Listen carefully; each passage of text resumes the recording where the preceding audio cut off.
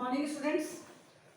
Today we are going to do question number 5 of exercise 2.4. We have done question 1 to 4 in previous classes. So let's start. Question number 5. Shobhu's mother is present. Mother's present age is 6 times Shobhu's present age. शोभो की जो present as है उसकी mother की as उस present as का 6 times है। तो मान लेते हैं कि शोभो की एज है x, let the Shobhoj present age is equal to x, यानी कि माना शोभो की प्रेजेंट एज x हिज, तो अब उसकी मम्मी यानी उसकी मदर की एज उसकी 6 टाइम है, यानी 6 को x से मल्टीप्लाई किया 6x, तो क्या हो जाएगा his mother's present age is equal to 6x होगी। अब बोल रहा है आगे का question, Shobhoj age 5 years from now will be 1/3 of his mother's present age, यानी अभी से, अभी का मतलब है प्रेजेंट, आज से शोभो की एज उसकी 5 year बाद में उसकी मदर की एज का 1/3 हो जाएगा। तो पहले तो हम उसकी इसी से निकाल लेते हैं शोभो की 5 years बाद में कितनी एज होगी। तो 5 years लेटर शोभोज एज क्या हो जाएगी, x में 5 और प्लस हो जाएंगे, यानी इतनी एज और बढ़ गई, x प्लस 5 years होगी। लेकिन अब जिसमें क्वेश्चन की अकॉर्डिंग बोला है हम उस हिसाब से देखते हैं।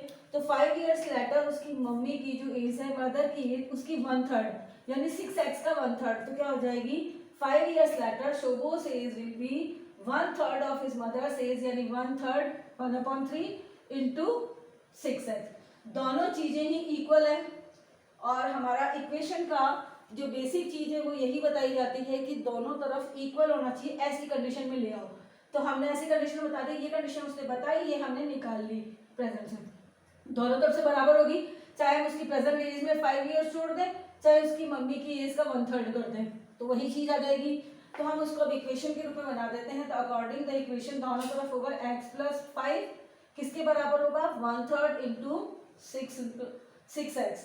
तो देखो अब सॉल्व करने के लिए x plus 5 is equal to 3 1 जा 3, 3 2 जा 6, 2 को x से मल्टीप्लाई 1 से किया तो 2 1 जा 2x।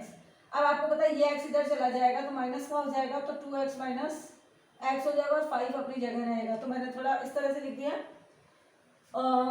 2x में से अब यहाँ कोई नंबर नहीं है तो इसका मतलब मानते हैं कि ये 1 है। अब तो आप आराम से माइनस कर सकते हो, 2x में से 1x क्या तो 1x होता है, 1 लिखते नहीं है इसीलिए मैंने लिखा नहीं, आपको लिख के उस समय दिखाया, बाकी लिखते नहीं है, यानी x इज इक्वल टू कितना हो गया 5। अब हम प्रेजेंट एज निकाल सकते हैं। तो शोभोज प्रेजेंट एज क्या हो जाएगी, शोभोज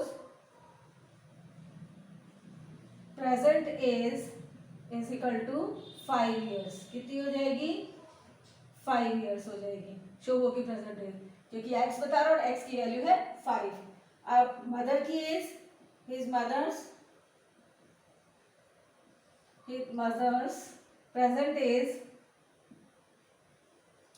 कितनी है 6x, यानी 6 इंटू एक्स की वैल्यू 5, तो 6 5 जा 30 years। ये हो गई शोभो की मदर की एज प्रेजेंट में। नेक्स्ट क्वेश्चन है question number 6, there is a narrow rectangular plot reserve for a school in Maholi village. एक रेक्टेंगुलर शेप का एक प्लॉट है, रेक्टेंगल आपको पता है शेप का होता है, ऐसा एक प्लॉट है जो कि एक स्कूल के लिए रिजर्व है, यानी इसमें स्कूल बनना है, ठीक है। The length and the breadth of the plot are in the ratio of 11:4।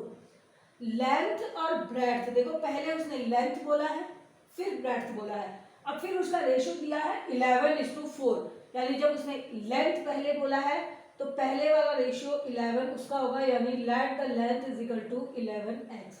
बाद में ब्रेड्थ बोला है तो बाद वाला रेशियो 4 है तो 4x हो जाएगी ब्रेड्थ, क्योंकि क्लियर तो दे नहीं रखी है। तो हम मान लेते हैं कि l is equal to 11x and b is equal to 4x। At the rate 100 per meter, it will the cost of village panchayat at ₹75,000 to fence the plot। यानी इस प्लॉट का फेंसिंग करनी है, फेंसिंग का मतलब है चारों तरफ एक तरह से दीवार बनानी है। और जब फेंसिंग या दीवार जब लगाते हैं तो इसका मतलब निकालना पड़ता है हमें पेरीमीटर। क्या होता है वो? Perimeter, perimeter of rectangle. अब चाहे वो पेरीमीटर किसी का भी हो, फेंसिंग लगाना है या बाड़ लगाना नापना है, तो आप उसको बोलेंगे पेरीमीटर निकालना। तो एक्सपेंस हो रहा है फेंसिंग पर 100 रुपीज पर मीटर, यानी 1 मीटर पर 100 रुपये लग रहे हैं, और टोटल कॉस्ट आ रही है कितनी?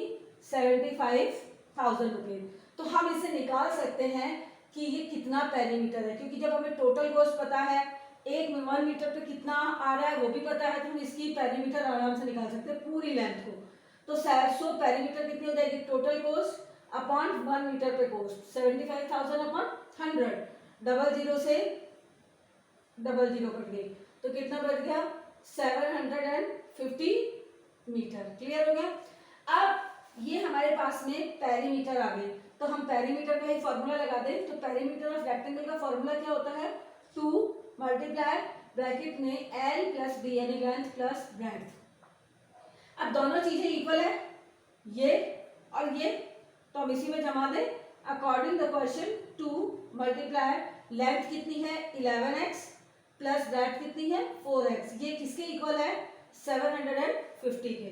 अब देखिए आगे सॉल्व करने के लिए 2 मल्टीप्लाई बाय 11 और 4 कितना होता है? 15x।